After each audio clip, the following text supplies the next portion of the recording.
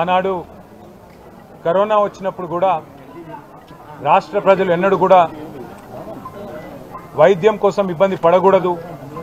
ముఖ్యంగా పట్టణంలో ఉండే పేదలకు ఎక్కడికక్కడ విస్తృత స్థాయిలో వాళ్ళ గల్లీలలో, వాళ్ళ బస్తీలలో, వాళ్ళ కాలనీలలోనే డాక్టర్లు, వైద్య సిబ్బంది అందుబాటులో ఉండాలి, ఎక్కడికక్కడ వైద్య సేవలు వాళ్ళకు అందాలి అనే ఉద్దేశంతో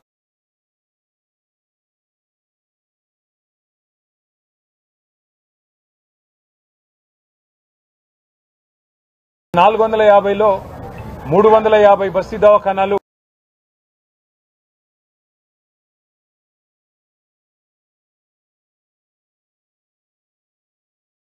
జరిగింది.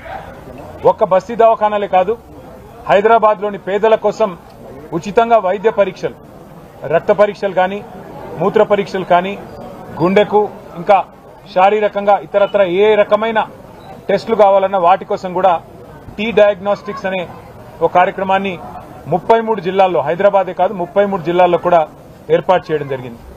దాంతోపాటు ప్రజారోగ్యం మీద ప్రజలు బాగుండాలి, ముఖ్యంగా పేదలు బాగుండాలన్న ఉద్దేశంతో ప్రతి జిల్లాకు ఒక మెడికల్ కాలేజ్, భారతదేశంలో ఏ రాష్ట్రంలో లేదు, జిల్లాకు ఒక మెడికల్ కాలేజ్ ఏర్పాటు చేసి ప్రతి జిల్లాలో ఒక సూపర్ స్పెషాలిటీ హాస్పిటల్ని కూడా తీసుకొచ్చిన ఘనత కేసీఆర్ గారి ప్రభుత్వానికి. అది మాత్రమే కాకుండా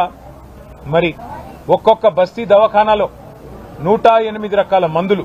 అక్కడ ఒక డాక్టరు, ఒక నర్సింగ్ స్టాఫ్, సపోర్ట్ స్టాఫ్తో సహా ఉచితంగా 108 రకాల మందులు మరి వారికి అందుబాటులో పెట్టడం జరిగింది. ఈరోజు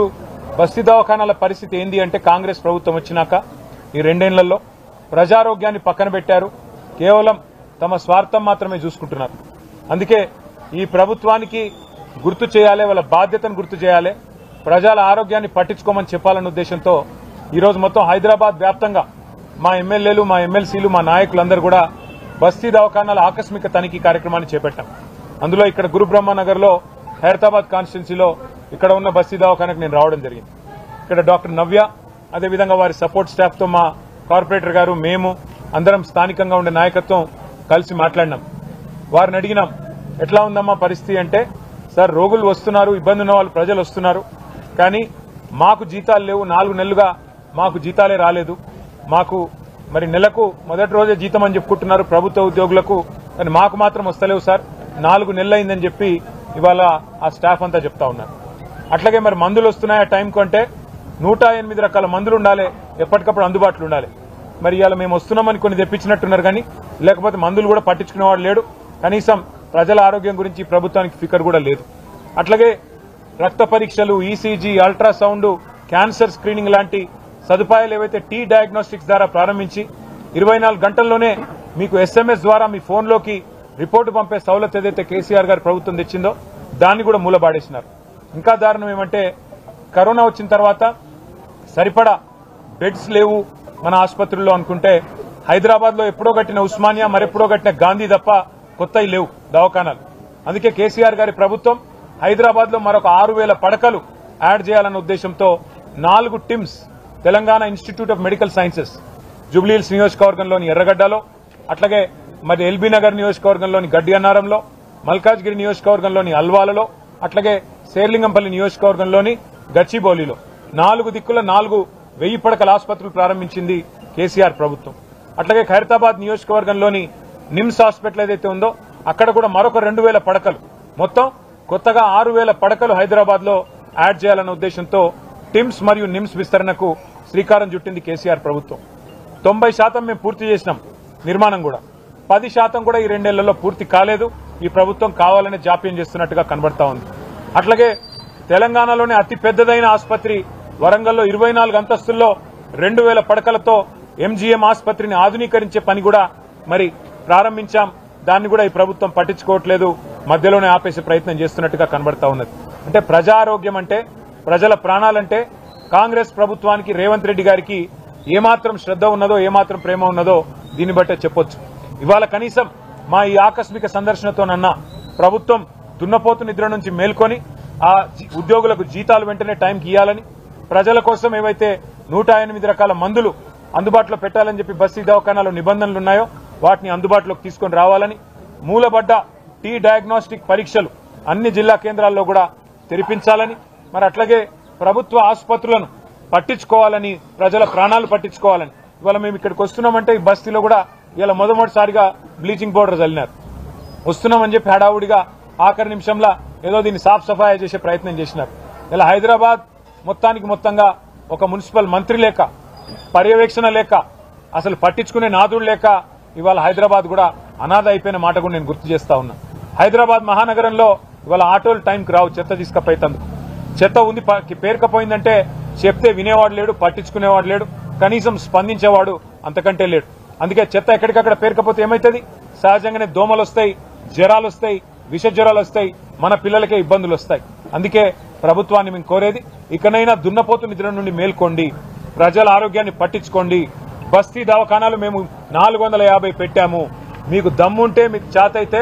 మరొక 450 పెట్టి విస్తరించే ప్రయత్నం చేయండి టిమ్స్ ఆసుపత్రులను వెంటనే వినియోగంలోకి తీసుకురండి పూర్తి చేయండి వరంగల్లోని ఎంజీఎం ఆసుపత్రిని కూడా పూర్తి చేసి వినియోగంలోకి తీసుకురండి మా పార్టీ తరఫున మాజీ ఆరోగ్య శాఖ మంత్రి మాజీ ఉప ముఖ్యమంత్రి డాక్టర్ రాజయ్య గారి నేతృత్వంలో ఒక కమిటీ కూడా సబ్ కమిటీ కూడా వేసి డాక్టర్ సంజయ్ ఎమ్మెల్యే గారు డాక్టర్ మెతుకు ఆనంద్ ఎక్స్ఎమ్మెల్యే గారు ముగ్గురిని కూడా వేసి రాష్ట్రమంతా పర్యటించి మరి అక్కడ ఉన్న స్థితిగతులు కూడా పరిశీలించాలని చెప్పి కూడా ఆదేశించి ఆ రిపోర్ట్ ను కూడా ప్రభుత్వానికి పంపుతాం మీకేమన్నా సోయి ఉంటే మీకేమన్నా పేద ప్రజల మీద ప్రేమ ఉంటే మేలుకొని వారిని ఆదుకోండి అని చెప్పి కోరుతూ ముఖ్యంగా బస్తీ దవాఖానాల్లో పనిచేసే సిబ్బందికి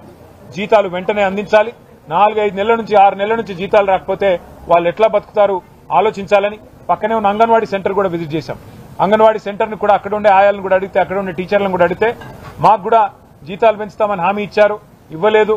మాకు ఆ వాగ్దానం మేము ఇచ్చి 100 రోజుల్లో చేస్తాం 6 నెలల్లో చేస్తామన్నారు మాకు కూడా ఏం చేయలేదని చెప్పి అంగన్వాడీ టీచర్లు ఆయాలు కూడా చెప్తా ఉన్నారు మరి ఆ పిల్లలను బాగా చూసుకునే భవిష్యత్ తెలంగాణను నిర్మించే ఆ టీచర్లకు ఆయాలకు అట్లాగే ప్రజల ఆరోగ్యాన్ని పట్టించుకునే ఆశా వర్కర్లకు అందరికీ మీరు ఇచ్చిన హామీలు వెంటనే అమలు చేయాలని చెప్పి కూడా ప్రభుత్వాన్ని డిమాండ్ చేస్తూ మరి గురుబ్రహ్మనగర్ లో ఈరోజు మాకు స్వాగతం తెలిపిన స్థానికులకి మా పార్టీ నాయకులకి మా కార్పొరేటర్ గారికి మా గోవర్ధన్ రెడ్డి గారికి ఇంకా వెంకటేష్ గారికి మా కవితమ్మకి పేరు పేరున అందరికీ కూడా ధన్యవాదాలు తెలియజేస్తూ ఇక్కడ ఉండే ప్రజలకు కూడా నేను ఒకటే విజ్ఞప్తి చేస్తా ఉన్నా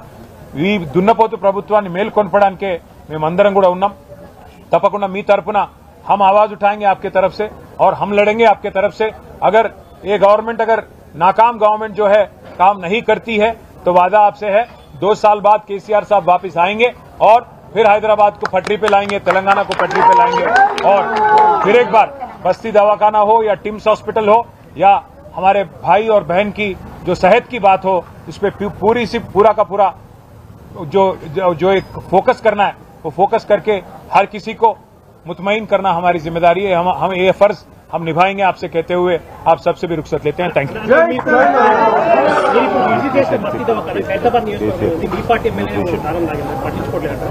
మా పార్టీ ఎమ్మెల్యే ఉంటే మా పార్టీ ఎమ్మెల్యే పేరు కాంగ్రెస్ స్టార్ క్యాంపెయినర్ లిస్ట్ ఎందుకు వచ్చింది ఆయన మా పార్టీ ఓ ఏ పార్టీ ఇటు ఉండే ప్రజలందరికీ తెలుసు ఏ పార్టీలో గెలిచిండు ఏ పార్టీలో వేయిండు అందరికి అన్ని ఎరికే అంత పిచ్చోళ్ళు ఎవరు లేరు కాంగ్రెస్ వాళ్ళు అనుకున్నంత పిచ్చోళ్ళు తెలంగాణలో ఎవరు లేరు మా పార్టీ ఎమ్మెల్యే పేరు కాంగ్రెస్ స్టార్ క్యాంపెయినర్ లిస్ట్ ఎట్లా వస్తుందా దానం నాగేందర్ పేరు స్టార్ క్యాంపెయినర్ కాంగ్రెస్ ఏమైనా నీతుందా వాళ్ళకు ఏమైనా రీతుందా అసలు ఏమైనా ఇజ్జత్ ఉందా అంటున్నాను నేను కాంగ్రెస్ పార్టీ ఎంతసేపు కొట్లాడుకున్నాడు ఎంతసేపు అని ఇంకోటి ఎమ్మెల్యేలకు కూడా పార్టీ మారిన వాళ్ళకి ఏమైనా సిగ్గుందా అది ఏ పార్టీలోనే ఉంటే చెప్పలేని దౌర్భాగ్యం ఏంది నాకు అర్థం కాదు చెప్పు దమ్ముంటే నేను కాంగ్రెస్ లో పోయినా అవసరమైతే ఉప ఎన్నిక కొట్లాడతా నాకు ప్రజల్లో మేమేదో పెద్ద పొడి చేసినాం అద్భుతాలు చేసినాం 2 నెలల్లో విజయోత్సవాలు చేస్తున్నారు కదా చేయి రాండ్రి ఎలక్షన్లకు ఎవరు వద్దన్నమా అల్టిమేట్ ఇక ఆల్ ఇండియా కాంగ్రెస్ కమిటీ కాదు దాని పేరు ఆల్ ఇండియా కరప్షన్ కమిటీ దానికి నాయకుడు ఖార్గే గారు రాహుల్ గాంధీ గారు ఈ all India corruption committee all India corrupt Congress ఏదైతే ఉందో మరి ఎట్లా కరప్ట్ చేస్తుందంటే మా పార్టీలో గెలిచిన 10 మంది ఎమ్మెల్యేలని తీసుకుపోవడమే కాకుండా స్పీకర్ గారి కాడనేమో అబద్దాలు లే మేము పార్టీ మారలేని అబద్దాలు బయటనేమో స్టార్ క్యాంపెయినర్లలో ఏఐసీసీ లిస్ట్ ఇచ్చింది అందులో సిగ్గు లేకుండా ఖైరతాబాద్ ఎమ్మెల్యే దానం నాగేందర్ పేరు కూడా ఇచ్చిందంటే ఎంత గొప్పగా పనిచేస్తుందో కాంగ్రెస్ పార్టీ దీన్ని బట్టే చెప్పొచ్చు కానీ ఈరోజు కాంగ్రెస్ పార్టీ కంటే కూడా మేము కోరేది మళ్ళొక్కసారి ప్రజల ఆరోగ్యాలు పట్టించుకోండి